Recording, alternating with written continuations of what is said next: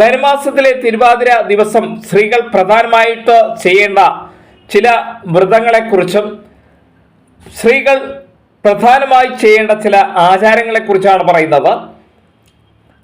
ദീർഘ മാംഗല്യത്തിന് വേണ്ടി അല്ലെങ്കിൽ നെടുമാംഗല്യത്തിന് വേണ്ടി സ്ത്രീകൾ അനുഷ്ഠിക്കുന്ന വ്രതമാണ് തിരുവാതിര വ്രതം. തിരുവാതിര വ്രതം ചില സ്ത്രീകൾ തിരുവാതിര നാൾ മുതൽ വ്രതം ആരംഭിച്ച് തുടർന്ന് എല്ലാ മാസത്തെ തിരുവാതിര നാൾ വ്രതം അനുഷ്ഠിക്കാറുണ്ട്.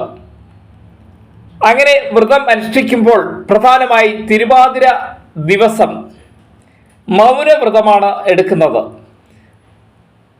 തിരുവാതിര ദിവസം മൗനവ്രതം എടുക്കുന്നത് വളരെ നല്ലതാണ്.